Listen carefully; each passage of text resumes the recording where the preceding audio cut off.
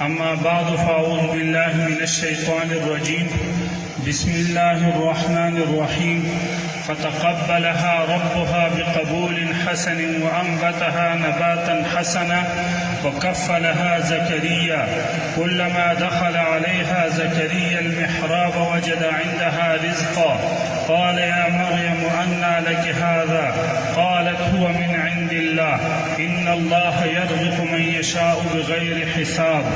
هنالك دعا زكريا ربه قال رب هب لي من لدنك ذرية طيبة إنك سميع الدعاء.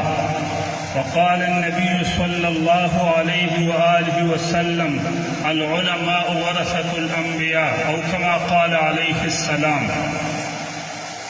مویا لوکی وطن عزتمنو مشرونو کشرونو نن مونږ لا سوت لوکینا ډېر نامور او ډېر لوی شخصیت راغلی دی.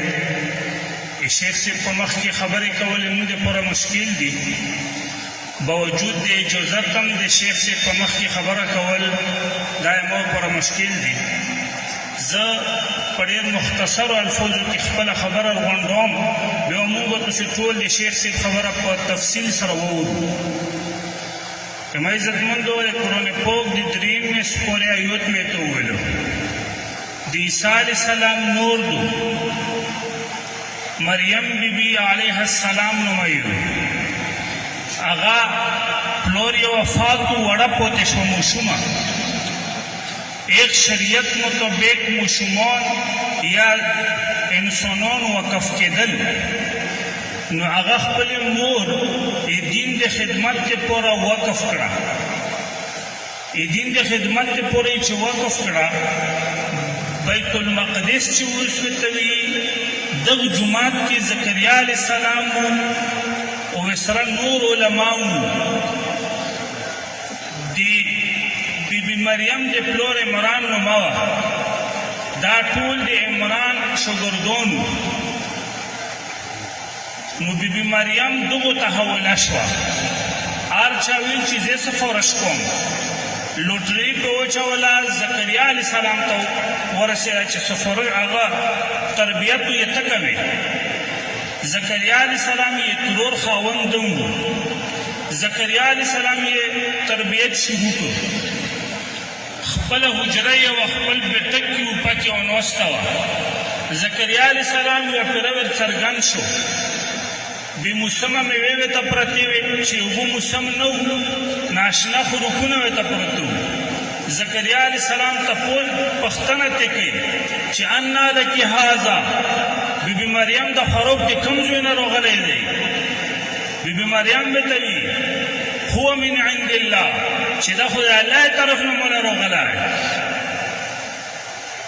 اوس یې دغه ځای نه شعر معلومېږي، دغه ځای نه کرامات معلومېږي. کرامات دا بیبي مریم کرامات و، خرق عادت عمل چې په عام عادت کې داسې نه کېږي، خو د یو ولي و د بزرګ په لوز باندې الله داسې یوه نااشنا خبره یا مظاهره وکړي. نو زکریا علیه السلام چې ولدل چې دغه خو بې موسمه مېوې پرتې دي، دا خو د الله د اولیاو نه ولیه. نو په هغه ځای کې زکریا علیه السلام دعا کوي. هنالک دعا زکریا ربه قال رب هب لي من لدنک ذریة طیبه. زکریا علیه السلام ګوره پیغمبر دی، خو د بیبي مریم د صحبت نه فایده حاصلوي. په هغه زوی کې یې دا وکړه چې خدای نیک بچی روکړي، خدای اولاد روکړي. دا ضعیف و، بوډا و، بچي نه و، ښځه یې شنډه وه، بچي یې نه کېدل. او په دغه زوی کې دعا کوي، الله یې دعا قبلوي، الله زیری ورکوي. انا نبشرك بغلام يحيى سيدا وحصورا ونبيا من الصالحين. داسې ځي الله زیری ورکوي چې ټولو بچی یې کوم زکریا، یحیی یې نوموي، سردار وي، نیک وي، پاک دامن وي، پیغمبر وي.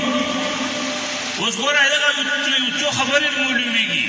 یو خو کرامت کې ثابت شو، دویم دا چې نیکو خلکو په صحبت کې دعا قبلېږي. دا نیکو خلکو صحبت ته یې د خپلې دعاګانې وغواړئ الله نه.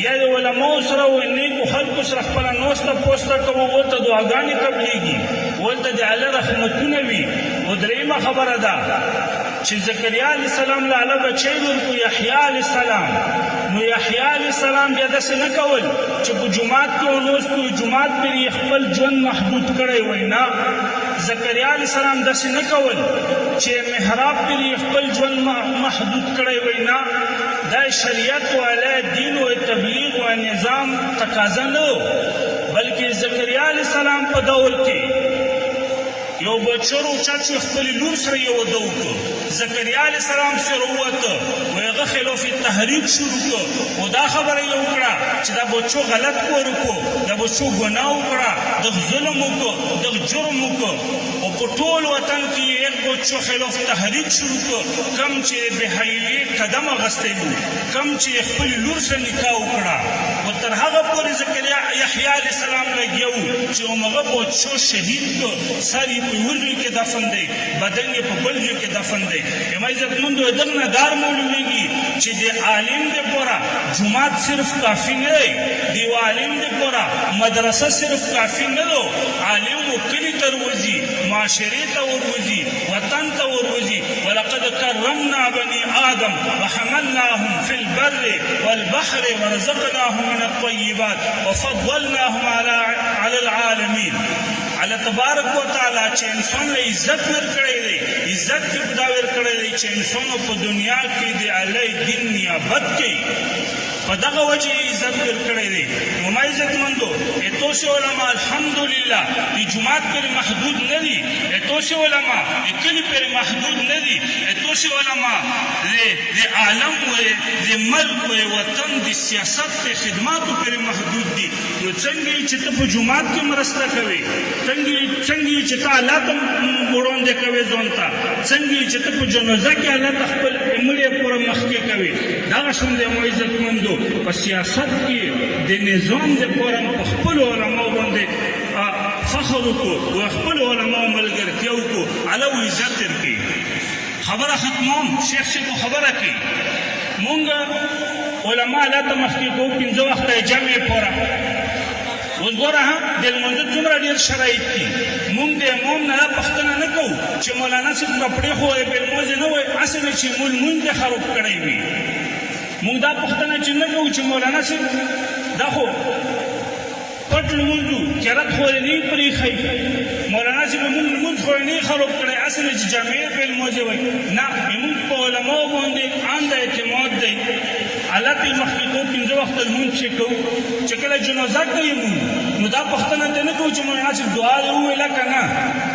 مولانا صاحب ثنا یې وویله که نه مولانا صاحب هسې نه چې مونږ جنازه یې ټیک نه کړي نه دا پوښتنه ته نه کوو مونږ په اعتماد وي چې مونږ په مولانا باندې نکو تړو نو مونږ پوښتنه ته نه کوو چې هسې نه مونږ په نکو کې فرق راغلی وي اعتماد هم وي پرې چې کله مونږ د یو عالم نه مسلې پوښتنه کوو نو دا ورته نه وایي چې مولانا صاحب دلیل ورته ووایه هسې نه چې غلطه مسله ورته وښایي نه په علماو باندې اعتماد کوو په هر ځای کې پټو سترګو پسې روان یو نو ما عزتمندو ما تاسو ته درخواست دی چې نظام دپاره و ملک د سیستم ټیک کولو لپاره هم په علماو باندې همداسې ان د اعتماد وکړو انشاءالله تاسو کامیاب وو ما تو په یوه ورته په ملګرتیا باندې هېڅکله شریعت نه رسي خو البته ما تو د خپل وس مطابق نیولي وو